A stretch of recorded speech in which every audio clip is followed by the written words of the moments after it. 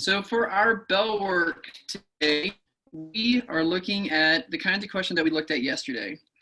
And so this particular scenario is talking about you spent $750 at a town, according to the Chamber of Commerce. Tourists spend $500 on average with a standard deviation of 238. So what percent of visitors outspent you? Okay, so if we think about this, and it's always good to draw a picture.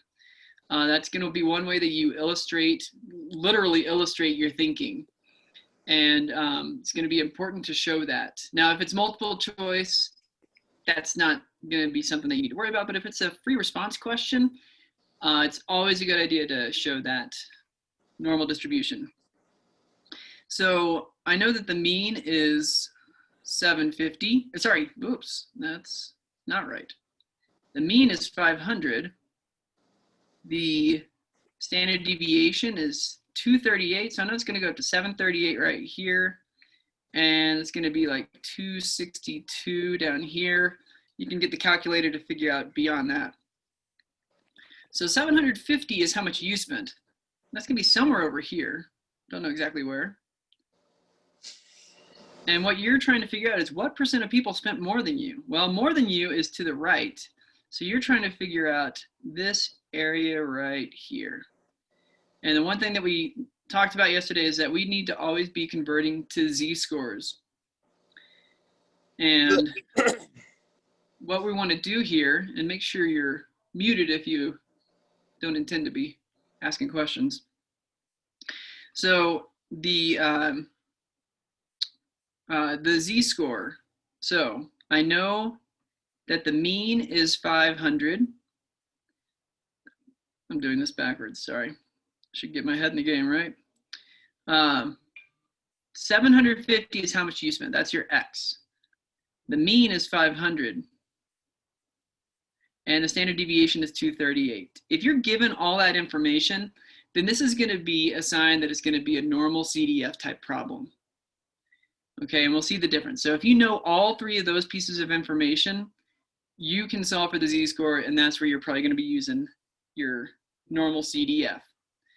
Okay, so that's 50 divided by 238, which I believe is 1.0504. Okay, so that means we want to figure out what area falls to the right of that z-score in a normal, standardized normal distribution. So in your normal CDF, you want to set your lower bound at 1.0504, your upper bound at something ridiculously big, 99999. And when you get that, you see that it comes back with this 0.1467 ... So that's 14.7% of all data is going to be to the right of that z-score. And there it is. That's hopefully what you guys got. 90% of you who answered put that down. So that's really good. And I'm sorry, not quite that high. But anyway, still, the vast majority of you were able to get that. And what we're going to do today is look at the other side of that. We started just a little bit yesterday looking at inverse norm. That's what we're going to be doing today, and looking at the rest of the other details in that chapter. So this is something that I just wanted to mention real quick. It's kind of another quick aside, but when you have a histogram, we model this with a perfect normal distribution. All right, so you can draw a normal distribution superimposed on top of this, which is that curve. Now, when we do that, and you can visualize it without having the curve actually drawn, it's important that we can figure out from this what the standard deviation is approximately, not the exact standard deviation, but we should be able to look at this and figure it out. Now, the one thing I told you, and this is the key to it, is that the inflection point where this starts flattening out again, which is about right here on this one, that is where your first standard deviation is. So in this one, I'm picking this one because it's an easier example. This seems to be falling at 1 and -1. The mean is 0. So that means my standard deviation is going to be 1. It's a distance of 1 over. So if I asked you, if I just showed you this histogram and said, what is the standard deviation about approximately? You could say it's approximately 1 here. So on this one, my inflection point is maybe about right here. I don't know. And again, if we're just looking for approximations, the mean is about right here. So that means this is my standard deviation. If I'm going from 30 to 20, well, okay, that looks like it's about a 10, size 10. So if it was a question Mr. like Davis, this, yeah, are you sharing your screen? I am. Okay, because it's not popping up on my screen. Okay, good to know. Well, I'll unshare and then reshare, so that should work. Okay, thank you. Mm-hmm. So today we're picking up where we left off. Today's class is going to be a little longer than I intended just because we're going to have to cover this, but I'm going to make this Desmos activity go a little faster so that that doesn't take as much time. And this, hopefully we can get through somewhat fast. So the last part at the end, the practice, this is really trying to summarize all the stuff we talked about in this chapter. And keep in mind your homework tonight, I'll tell you now, part of it, there are 2 FRQs. And just like last test, one of those FRQs will appear on the test. I'm also going to tell you right now, I'm grading the FRQs a little more generously. Since it's the beginning of the school year, you probably haven't really dealt with FRQs in the past. Maybe you've had to explain your thinking. But anyways, as long as you're writing out some kind of description that answers the question, I'm looking and being kind of a little more generous in how I grade it. So don't freak out about it too much, but it is giving you some good practice with FRQs. All right, let's go ahead and get started so we don't take too much time. So this is all stuff we looked at yesterday, so I'm not going to take, I'll go back. So inverse norm, I didn't go back, I'm sorry. There it is. It is doing the inverse of what your normal cumulative density function is. In normal CDF, what you're doing is you're finding the area under the curve. With inverse norm, you know the area under the curve, and you're going to turn that back into z-scores. So the kind of takeaway before we get too far is when you look at your z-score formula, so x minus mu divided by standard deviation. If you know everything on the right side, then it's going to be normal CDF. If you're missing any of this information on the right side, it's going to be inverse norm. Okay, so that maybe can be how we approach these problems. We'll look at every problem and we'll say, okay, do we know the data point? Yes. Do we know the mean? Yes. Do we know the standard deviation? Yes. Okay, we're going to be using normal CDF. If we're missing the mean or the standard deviation, it's like, this is going to have to be inverse norm. So I'll tell you that now, and I'll try and reemphasize that point. This is just a reminder of how we find this. And I will talk a little bit about the tail, hopefully not in a way that confuses you. And remember, if you are using the school issued TI or your own TI that's kind of like the 84, you're only going to have left tail as an option, but other people will have center or right, and we can talk about that. This is the one we looked at yesterday. There's a video of us going through it. I'm not going to go through it again. Okay, so this one, the distribution of heights of mature ponderosa pines is approximately normal with a standard deviation of 12 feet. If 30% of ponderosa pines are taller than 100 feet, what is the mean of the distribution? Okay, so I'm going to maybe look at it through this lens. Do I know the X, the data point? Well, this isn't the mean, this 100 feet. It doesn't say that's the mean, so yeah, I know that. Do I know the mean? Well, it's asking what is the mean? That's my question, so no, I don't know that. And then the other information I'm given is that the standard deviation is 12. So from this one test alone, kind of this criterion, I don't have all the information right here. So this tells me I'm going to have to use inverse norm. All right, so I still don't know the z-score, but that's where the inverse norm comes into play. So that's where, the other thing you can look for is that percent. That's also going to be a dead giveaway if it gives you a percentile. So what that's telling me is 30% of ponderosa pines are taller than 100 feet. So now I want to kind of draw to illustrate my thinking. Whatever the mean is, and that's what I don't know, 100 feet, only 30% are taller than 100 feet. So there's going to be some value up here, which is 100. And I know it's on the right side because 30% of the data is above it. If it was, this is 50% right here at the mean. So no, 30% of the data above it, it's got to be on the right side, 100 feet. But anyways, if your 30% is above it, then the area below it, this full area right here, is 0.7, 70% of the data, right? And this is important to kind of think through because 30% above 100 feet means 70% below. And that is the area that we want to use. We want to use kind of the complement to that. Now this is where if you have the left or right tail, you have a shortcut, but let's everyone do this the same way. What I want to do for area, I want to put 0.7 with a mean of 0 and a standard deviation of 1. And I'll paste that. Any questions on that? So when you plug that in, it gives you this weird decimal.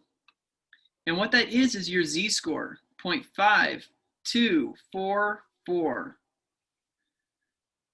So the z-score of 0.5244 will give me 70% of data below it. And if you want to confirm that, you could do a normal CDF from negative infinity to 0.5244, and you'll see that the result is 70%.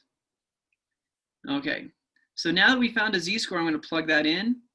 So 0.5244 equals 100 minus mu divided by 12.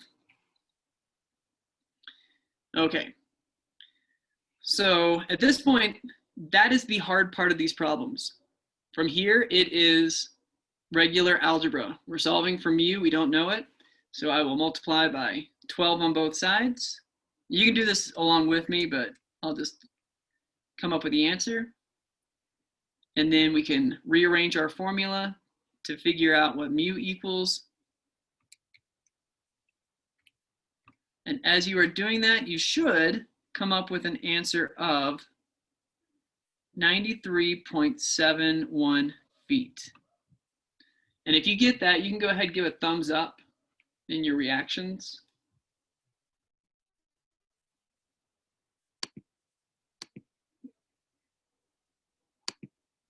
Okay, seeing some thumbs up, I like that. All right, so questions on just the idea of inverse norm or this particular problem? Are there any?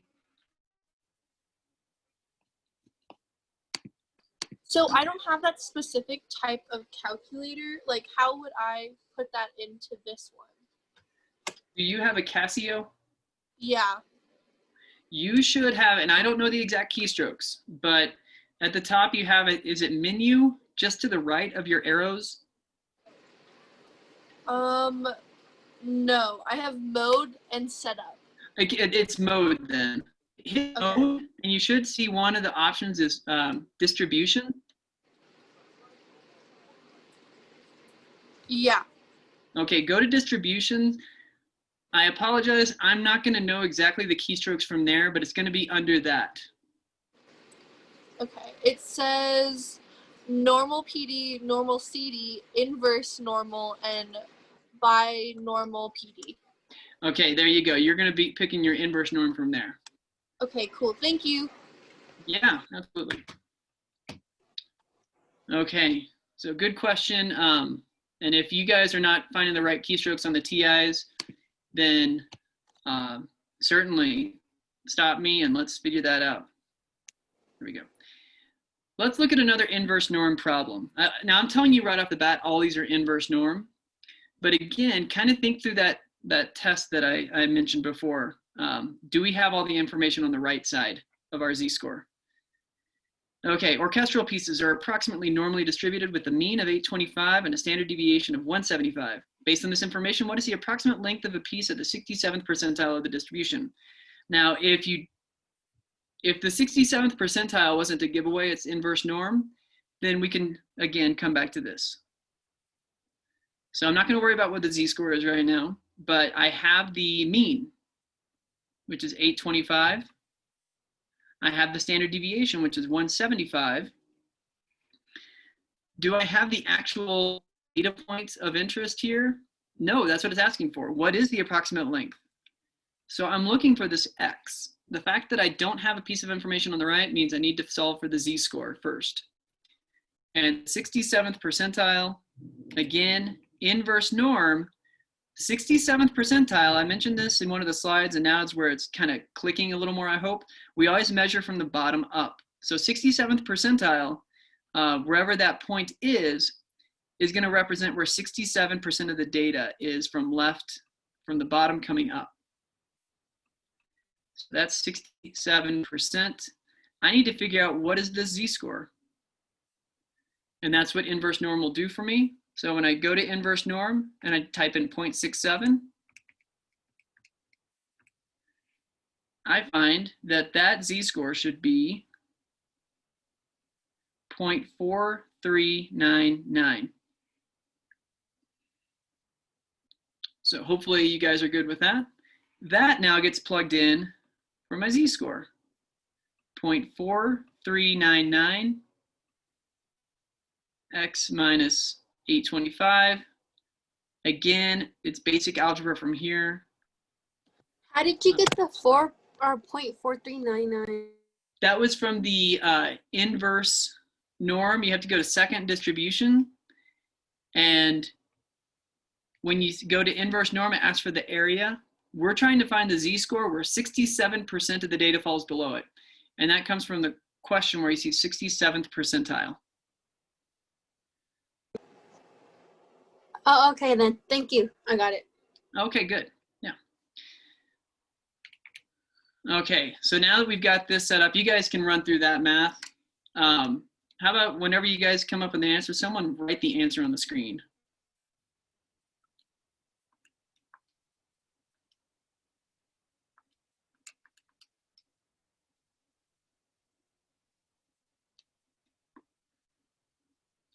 Okay.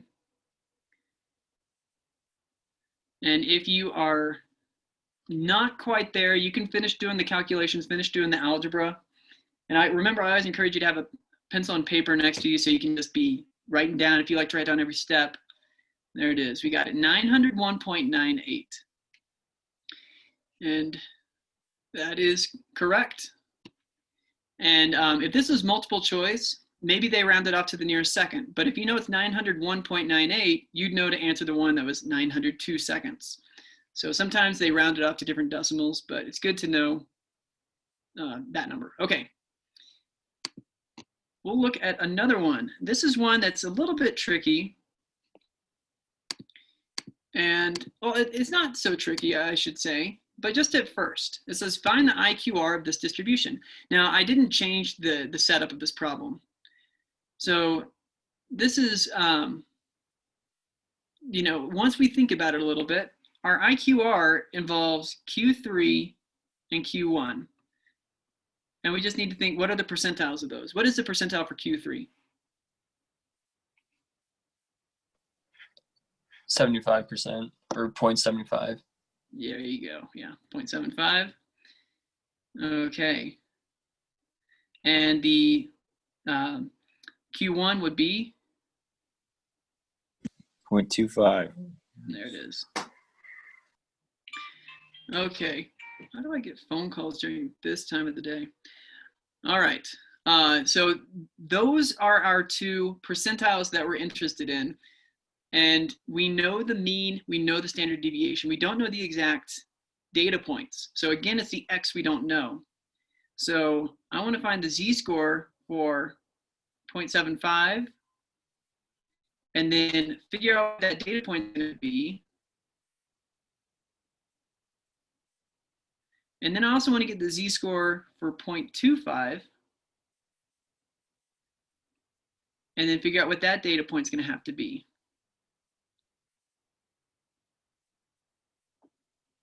So what I want you guys to do is see if you can figure that out. And maybe someone can write down what z-scores they come up with for the 75th percentile and for the 25th percentile.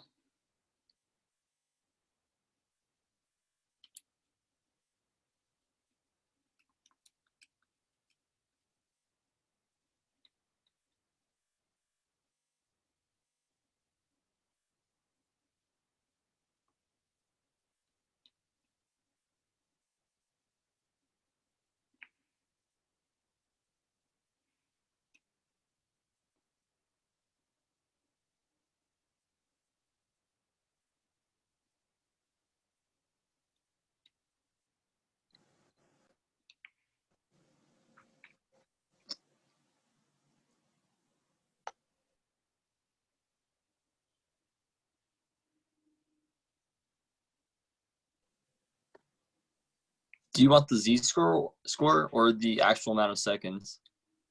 Why don't you start off with the z-score, and in a minute, this is just to make sure everyone should have gotten to this point already with the z-score, but we'll write that down just to make sure everyone's like, okay, step 1, I did it correctly.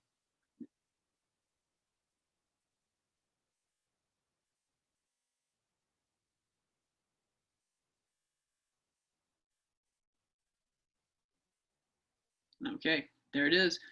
75th percentile is going to have that z-score. 25th percentile, you can find that one as well.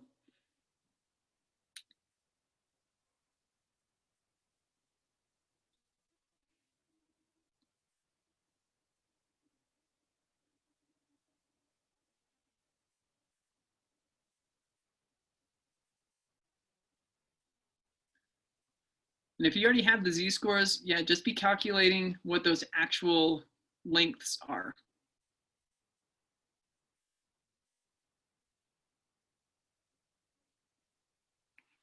I know they gave you these iPads without styluses, styli, whatever. So sometimes it's hard to write. Yeah, so you'll see it's positive 0.674, and then it's also negative 0.674. They're equidistant from the mean, so they're actually going to have the same z-score, but they're equally far in different directions. So that's the positive and the negative. So work through that. Take just a minute if you're still working on it.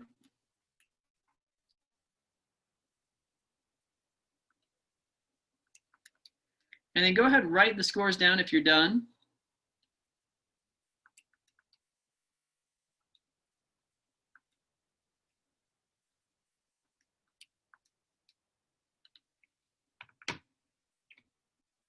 Sorry, did I say write the scores? Write the lengths of those pieces down.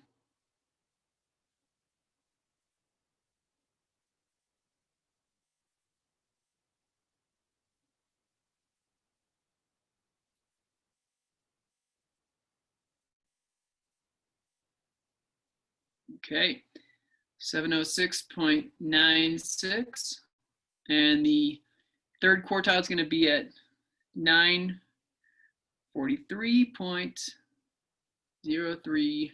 There we go. Yeah, and so it goes. So there you go. Those should be the answers you came up with. Now keep in mind, this is not a final answer. The final answer is the IQR. So what do we need to do? Subtract them. Subtract them. So there you go. You can figure out the answer from there.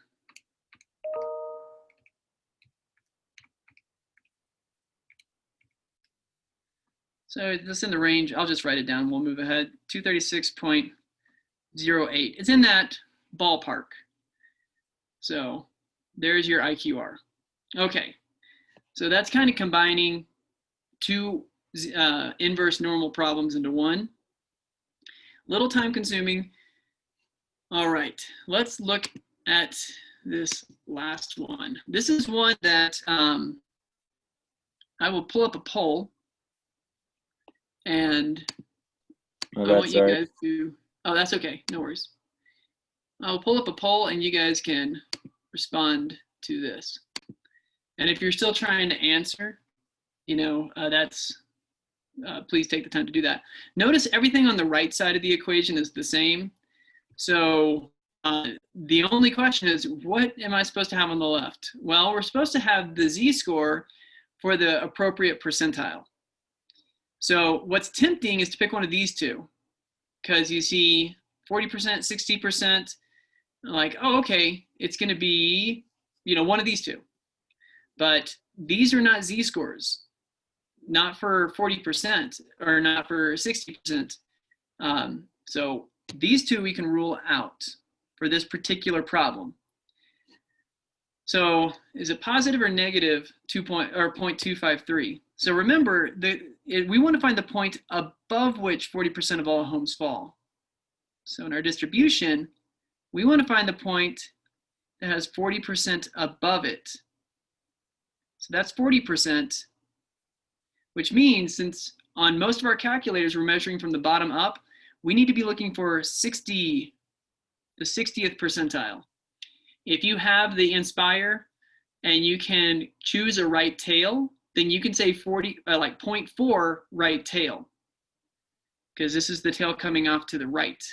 But for the rest of us, it's a left tail. So we want to find the 60% to the left of that data point. So that would give us a positive 0.253. Okay, and a lot of people were getting the 0.253, but I think it was just without reading the question, fully absorbing it, you quickly put in the 0.4 into your inverse norm and saw the negative 0.253. So just kind of slow down and read the question twice maybe in the future, but better to make that mistake here in the middle of class. Okay, so to end this part of the class, not to end class, but to end this part of it, figuring out which function to use. Now this is something, it is helpful. Like if you know the z-score or the, well, not just the data point value, but if you know the z-score, you can use normal CDF. If you know the area under the curve or the percentile, use inverse norm. And use those, what's it called? The interfaces, the actual input screens as kind of guides to that. So if you're trying to set a lower and upper bound and you go to inverse norm, you're like, wait a second, I didn't mean to do this. That's supposed to be normal CDF. Then that'll give you a clue. But again, maybe the biggest thing, and I didn't think of saying this in my 5th hour, but just look at your z-score formula. If you know all of this, that's going to be normal CDF. If you don't know all of it, if you're missing anything, then it's going to be inverse norm. Okay. So I never thought to say that before, so hopefully that's a helpful way of thinking through it. Desmos activity. We're going to do this a little differently to save on time. I'm going to show the activity and we'll just kind of talk through it. Okay, so let me first of all get out of this presentation, come over here, and we're going to look at what happens whenever we shift data. Not just shift it, but whenever we transform it in any way. Okay, so we have a set of data here that's supposed to be salaries at a company, going from $29,000 up to $185,000. Okay, so we're going to first of all shift this because the company decides to give a $6,000 raise to everyone. We're going to add $6,000 to every single data point. So it's kind of hard to see that these are distinct data points right here, but you can see this is the full data set. The reason these are stacked up, this is a dot plot. It's just really weirdly shown. So we had quite a few at 34,000 and they're stacked up. Okay, so this slider is going to add the 6,000 to the salary, and look at what happens when we do this. So all the data points shifted to the right by 6,000, or by 6 in this case. And I'll bring that back and focus on the shape for now. And you can kind of see what's happening. But now look at these numbers, if you weren't already. Mean, median, and mode right here. Look at that. The range and the standard deviation and IQR. Follow those numbers, and I'll do this somewhat slowly so you can see what's happening.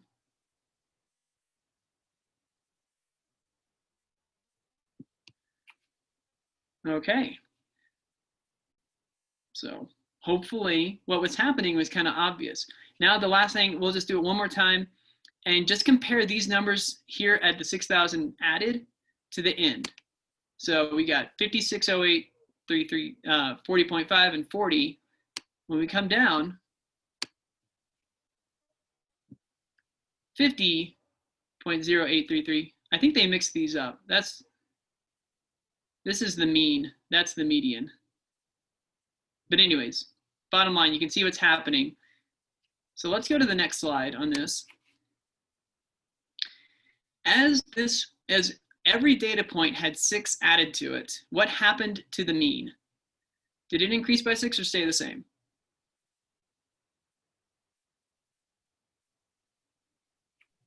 Increased by 6.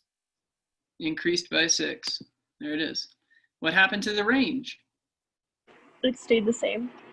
That stayed the same. And the shape, what happened there? Stayed the same. Stayed the same. Very good. So this is kind of the takeaway. And I like this activity because it gives you a visual on it. Like we could talk about this, but you need a visual for it. So that really helps. When you add or subtract every data value by a constant, what happens is any point of position adds or subtracts by that same constant amount.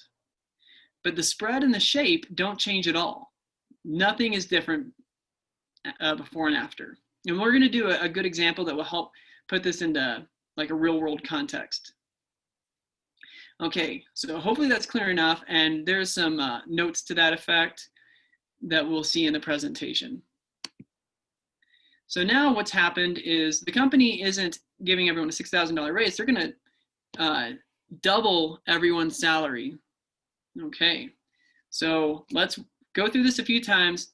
Right now, just focus on the shape of the dot plot.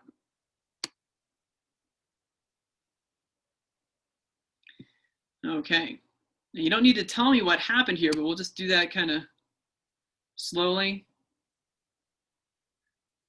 because I know there can be some lag with the presentation. Okay, so there's what happens. Now, of course, you might have already been looking at these numbers. So you can see the range here, 312, standard deviation, IQR, the median, mean, and mode. So let's go and compare those numbers to what it was before. Okay, so 43.5, 7, 156, 34.5, 50. You're not going to remember all these numbers, but you can remember like 2 of them. So remember the IQR and the median. And when we double it, well, what happened to the IQR and the median? They both changed, right? So let's go ahead and answer that. Again, I want to kind of do this a little quickly. So what happened to our measures of center, the mean, median, and mode? Stay the same or multiply, divide?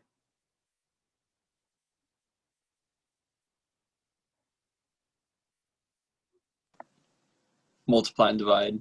There you go. Measures of spread, did those change this time or did they stay the same? They multiplied or divided. Exactly.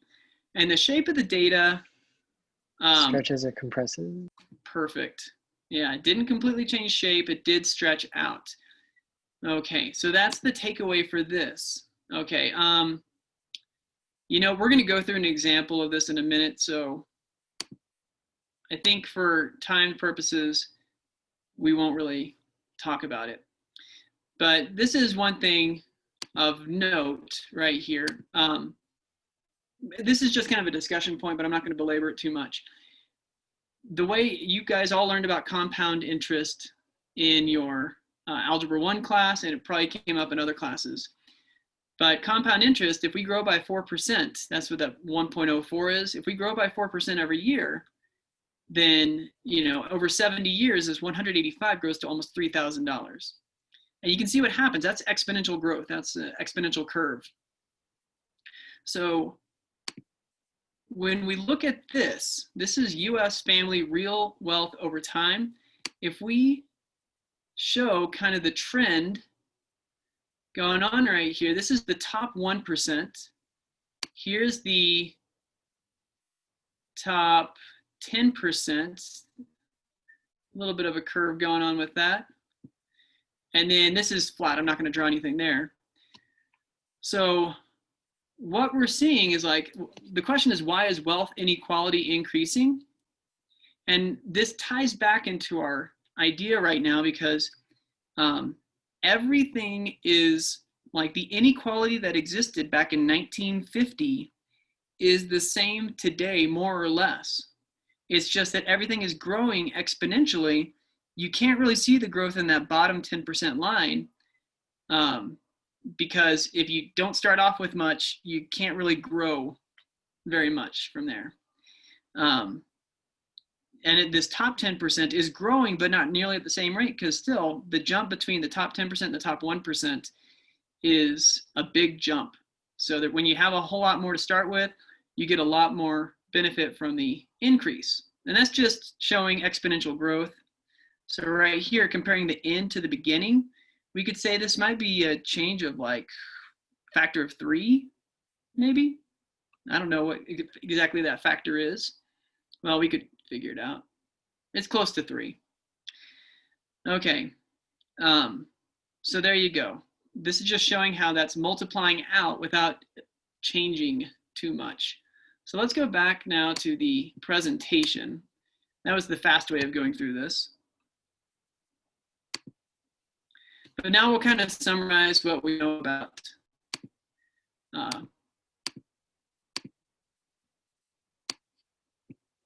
shifting data, sorry. So adding or subtracting a value to each data point, also known as shifting the data, will move the measures of position. So that can be the mean, median, first quartile, third quartile, minimum, max. Those are all data points along the way. Those are all going to shift by that value, but the measures of spread will not. And you can see that right here in this diagram. It's not super elegant or anything, but these don't change when you add or subtract. These values, the measures of center and spread, do. So your, I wasn't being clear. When we multiply or divide or rescale the data, that does change the measures of spread, the IQR and the standard deviation. Everything changes by the same factor. We saw that. Hopefully it's clear enough, but let's put it into practice right here. Oh, actually not quite yet. Let's talk a little bit about z-scores. Notice that we're taking data points right here and we are subtracting and dividing. So what we're doing, without having really talked about it, is we are shifting and rescaling our data. So imagine we took our entire data set and we converted it all to z-scores. Well, the first thing that's happening, let's say that my data set started off right here. Okay, and this is the mean, and this is my standard deviation. All right, this distance, I should say, it's a standard deviation. So let's say I want to shift it. I'm going to, first of all, take every data point and subtract the mean away from it. So the mean is one of my data points. I'm going to subtract the mean away. Well, what's the mean minus the mean? It's 0. So now I'm shifting this entire thing over to 0. So now here's 0. And now I still have a standard deviation, but I want to take every single point and I want to divide it by the standard deviation. So really, I'm taking the standard deviation and dividing it by the standard deviation, which just gives me 1. So what this does is it reduces everything down. So let's say now this is my new distribution. Now I end up, I'll clear all this. And now I have a distribution with a mean of 0 and a standard deviation of 1. So when we talk about keeping it at 0 and 1, that's because we're converting it to this standardized normal model. Okay, and the rest of this slide just kind of talks about that a little bit. And I won't go into detail on it because I already talked about it. Okay, so now here's kind of the practical example of this. Suppose police set up radar surveillance on the street. Don't worry about that exercise. But the bottom line is they hand out a large number of tickets to speeders going a mean of 28 miles per hour with a standard deviation of 2.4 miles per hour, a maximum of 33 miles per hour, and an IQR of 3.2 miles per hour. Local law prescribes fines of $100 plus 10 miles per hour over the 20 mile per hour speed limit. For example, a driver convicted of going 25 miles per hour would be fined 100 plus 10 times 5, 5 being the amount he went over, so $150. Find the mean maximum standard deviation and IQR of all potential fines. Okay, so let's look at this. The formula that they give us is 100 plus 10 times the data point equals, of course, your fine, whatever that is. And we're not super worried about that at the moment. Now, remember, if it is a measure of position, then we can add, we can shift it and we can rescale it. That means add and multiply it. So let's kind of look at the first two, the mean and the max.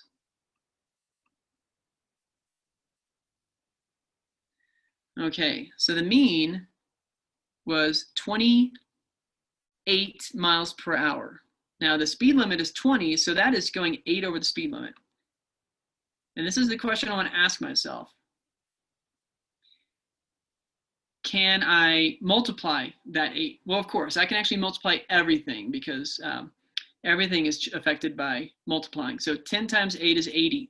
Now, because it's a measure of position, a mean, I can add to it and shift that as well. So that's going to be 180. The new mean for this data set is going to be $180. All right, so the max, of course, that's another measure of position. So that's going to be 100 plus 10 times, well, the max right here is 33. So that's 13 over. So when I do that, quick math, that's $230. Now we get to the standard deviation and the IQR. So my formula is 100 plus 10 times the IQR, or the standard deviation. We'll start with that, 2.4. So does it make sense to rescale the standard deviation? Yes, it does. We multiply and that factor holds. So that's, but does it make sense to shift that? Adding and subtracting don't apply to measures of spread. So I'm going to ignore that right there. The only thing I need to do is 10 times 22.4 to give me 24. So the new standard deviation is $24. Same thing for IQR. My formula is 100 plus 10 times IQR is 3.2. Again, that's right here. But because this 100 doesn't have any bearing on measures of spread, all I do is multiply to get 32.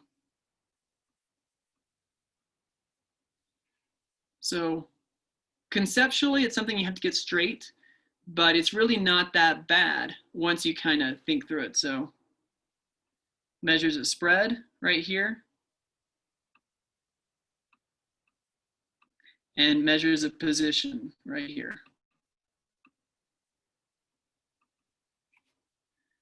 And that's kind of how we approach that. Okay. So hopefully we're good. I'm going to pause right there. Any questions on stuff that's come up? I know we covered quite a bit, but any questions right now?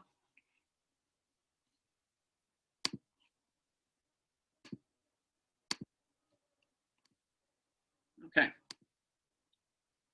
Last little thing to talk about. This is not on your test, but this is in your textbook, so it's worth knowing about just conceptually. I'm not going to go into too much detail, but basically a normal probability plot is another tool for determining if our data is approximately normally distributed. Now, what we're typically doing is a visual on it, and it might just tell us in the problem that the data is normally distributed or approximately normally distributed. So, but what a normal probability plot shows is a comparison of all the data points, and they'll line up the data points from the lowest to the biggest in order, and they'll compare that to what an idealized z-score should be for a normal distribution. If these data points match up the right way, then it'll be a perfectly diagonal line. You're probably not going to get a perfectly diagonal line, but you can see right here, this is approximately normally distributed, and this has a curve to it, which tells us there's some kind of skew.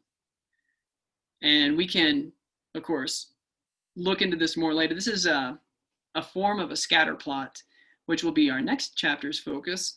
But just for now, straight line is good. Curved means none of chapter 6 applies to this.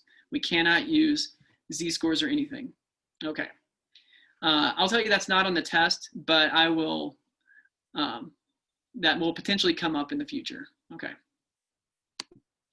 So the practice, we're going to go through a few practice problems, and I want you to stick around while we go through these practice problems. It goes through some of what we've talked about for chapter 6, but you really need to make sure you're doing the homework. Okay, and just as a reminder, if you are going through the homework tonight and you are feeling really confused, come to class tomorrow with specific problems you want to go over, hang out, we'll go over those problems. I'll try and help you feel like you're ready to, like you've got it mastered, and you can take the test later that day. Okay. But if you're going through these questions right now and you're feeling really good about it, then you might, be ready to go right at 12:55 tomorrow. So go ahead. I'm going to bring up the poll for this. Take some time to work through this and see if you can figure out the answer.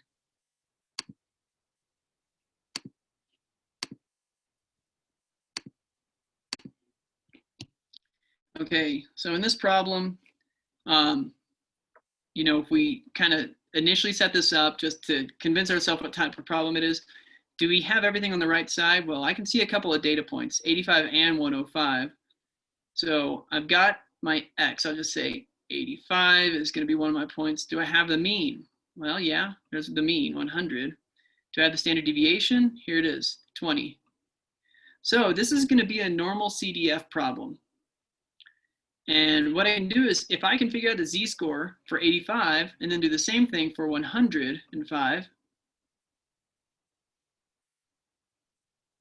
then that's going to be what I plug in for my upper and lower bound. So 85 is below the mean. I'll draw this real quick. Here's 100. 85 is below, and 105 is above. So I'm looking for this area right here. So convert this to z-score. That's going to be -15 over 20, which is -0.75. That's going to be 5 over 20, which is +0.25. There we go. So, a little bit of math at the beginning, but just plug those in as your lower and upper bounds, and you should get the answer A. And 13 of you were able to get that, and maybe others who were working on it were kind of leading toward that. So that's correct. That's good. If you're feeling like, oh, that was no problem, then you're probably in pretty good shape for that for the test tomorrow. And I will say, I intentionally set up all these questions that we go through in class as ones that are modeled after what's on the test. So what I encourage you to do tonight is just look through yesterday's presentation and today's, and of course the z-score stuff from Tuesday, but just look through all those problems and make sure that you're feeling good about all those, and then you're probably going to see stuff very closely related to it. Okay, so let's look at the next one. I'll bring up the poll again, let you guys think through it. Okay, so this is a problem where, if I look at it, do I know the mean? Yeah, I do. It's 100. Do I know my data point? Well, if it's a data point that's not the mean, then that's probably it. So 70. Yeah, I know that. Do I know the standard deviation? No, that's what it's telling me to find. I don't know this. This is telling me, okay, I'm missing something on the right, which means it's got to be inverse norm. Okay, so let's kind of read through this. Represents the 20th percentile. There's that percentile again. That's my other big clue. So 20th percentile means I need to find what z-score is associated with that. Inverse norm, just plug 0.2 in. And that's going to be negative 0.8416. So plug that in for my z. So negative 0.8416 equals 70 minus 100 divided by standard deviation. A little bit of rearranging algebraically will tell me that my standard deviation is just going to be 70 minus 100 over negative 0.8416. And then I can plug that in the calculator. The correct answer is B. And most people were getting that as their answer. So if you got both of those right, you should feel good. If you didn't get one of them right or both even, that doesn't mean, oh, this is awful. Hopefully you picked up on a little bit of where your mistake was along the way. And, you know, again, come to class tomorrow with specific questions that you want to go over to just solidify your understanding. All right, so let's look at this last one. This last one isn't one for you guys to do. I'll just run through it. This is the kind of question that, you know, will drive you insane perhaps, because you'll look at this question. This is kind of like an FRQ could be. So that's kind of our FRQ practice for today. And it's giving us a lot of reading, a lot of stuff. It feels like there's so much information in this, but let's just break it down. Of course, we'll start with the prompt. Agricultural scientists are working on developing an improved variety of Roma tomatoes. Marketing research indicates that customers are likely to bypass Romas that weigh less than 70 grams. The current variety of Roma plants produce fruit that averages 74 grams, but 11% of the tomatoes are too small. It is reasonable to assume that the normal model applies. So what I know is the mean is 74. Now, whenever we see this comparison word, less than 70 grams, you know, that's a good sign that that's going to be our data point of interest. So here's my X, here's my mu, my mean. I can see a percentile. All right, so that's probably going to be an inverse norm problem. So the first question, what is the standard deviation of the weights of the Roma now being grown? Now this will confirm that it's inverse norm because it's asking for one of those pieces of information on the right side. So I've got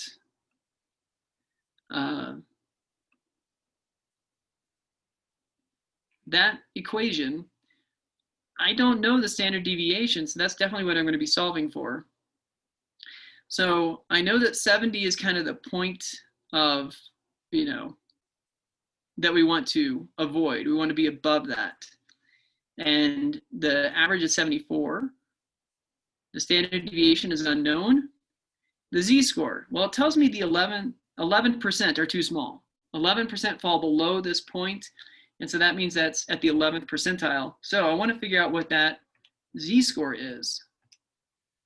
So 0.11 in my inverse norm gives me a z-score of negative 1.2265.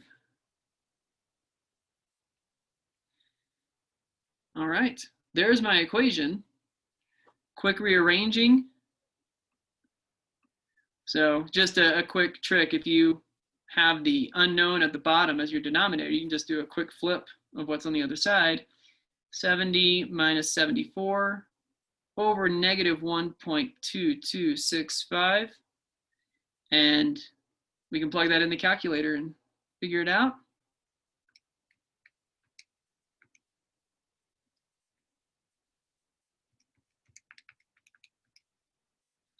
And the answer here is 3.26. Now, if this was an FRQ, you would need to write a sentence to this effect. I am not going to write it, but what I would say is the standard deviation of the weights of Roma tomatoes now being grown is 3.26 grams. Remember, this has units to it. And if they didn't need anything else beyond that, you just answered the question. Scientists hope to reduce the frequency of undersized tomatoes to no more than 4%. One way to accomplish this is to raise the average size of the fruit. If the standard deviation remains the same, what target mean should they have as a goal? All right, it's going to be the same type of problem, but we're solving for different. So let's not worry about the z-score just yet. I'll leave an empty blank on the left side for now. But my x, customers still are not going to want 70 grams or less, so that's still my data point. The mean, they're asking what is the new mean that they should have as a goal, so that's what I'm solving for. But the standard deviation is going to stay the same, 3.26. And now, of course, the percentile that they're interested in is 4%. So I'm in part B of the problem. So it gave me a new percentile rank. Again, inverse norm, 0.04 will give me a new z-score of negative 1.7507.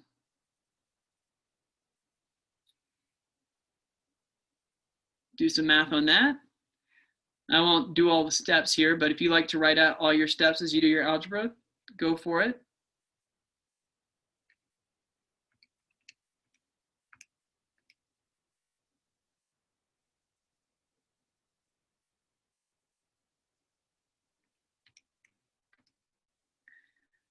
Okay, and you can confirm this on your own with your math, but I believe the answer should be 75.71 grams. If you got the same, you can give a thumbs up.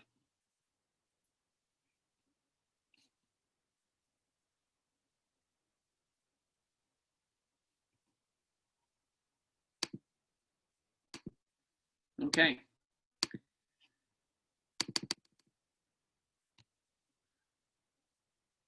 So 75.71 should be the new mean.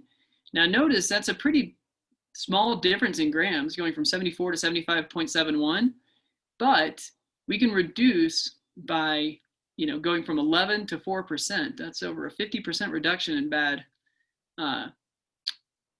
tomatoes just by that small change. Okay, or I should say undesirable tomatoes. They're still perfectly good. Okay, so now the researchers produced a new variety with a mean weight of 75 grams, which happens to meet that 4% goal. What is the new standard deviation? Or what is the standard deviation of these new Romas? Okay, one thing before we answer this question, I should mention the verbal component, or sorry, the written component to that last one, you would have needed to say something about the new target mean for the new Roma tomatoes should be 75.71 grams to make sure that no more than 4% are rejected. Something to that effect. So anyways, run this one. They have an actual new strain, which is 75 grams. It meets the 4% goal, so we need to figure out the standard deviation. So this is exactly like the part problem. We're just changing the mean from 74 to 75. Okay, so notice how we set it up here at the top. Well, it's not exactly the same, I'm sorry. The 4% goal, that's our z-score. So negative 1.7507. I'm not redoing that because we already calculated what the z-score for 4th percentile was, for the 4th percentile. But 70 is our undesirable weight, 75 is our new mean, and I need to figure out the standard deviation. I won't show any of the algebra work here, but I'll calculate that and you can do the same.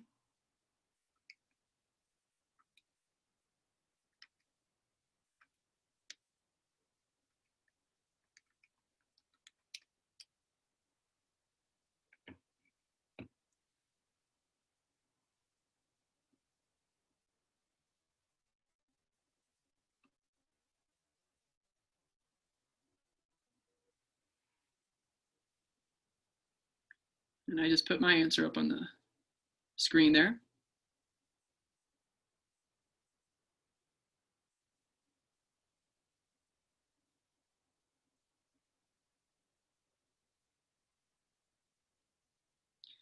And hopefully you guys got the same. So let's just finish this up by talking about part D. So it says, based on their standard deviations, compare the tomatoes produced by the two varieties. Okay, so the comparison is between the first variety right here and the new variety right here. So when we make a comparison, we're comparing two distributions, okay? And so here's where we might want to say, well, we know we have a normal distribution. I'll draw this very small right here with a mean of 74, not 75. And then there's a new one, which is a little more clustered. And by that, I mean, the standard deviation is narrower. So it should be a little bit more like this. That's an extreme, but it's a little bit higher, 75. So if you can kind of see those two comparisons, it's always good to have a visual for a question like this. But another thing you might want to do is just kind of describe. You can say, well, the center, compare the centers, disco. So distribution, they're both normal, approximately normal, or yeah, unimodal, symmetric. So no comparison there, really. But the center, the new one is going to have a higher mean. It's going to have less spread, and that means it's going to be more clustered around the mean. There are no outliers to speak of, but use those comparisons. So I'm not writing it down, but you could write a couple of sentences. Really, the only thing that's worth comparing is the spread and the center, because everything else is going to kind of fall in the line. All right, so that's kind of like an FRQ. Keep in mind the homework tonight. And I will clear this and we'll look at the next page, which is not another problem. It's your homework. So with this, we have yesterday's homework just repeated. It's online. Today's homework added right here. And I put Unit 2 FRQ practice.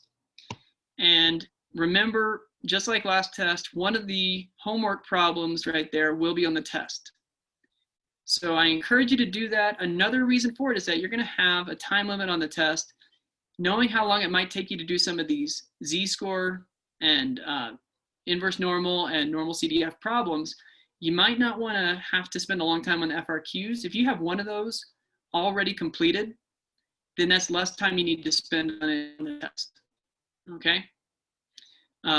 So you can practice with that. If you have any questions, you can hang around, but that is class, and have a wonderful day. Bye. Bye.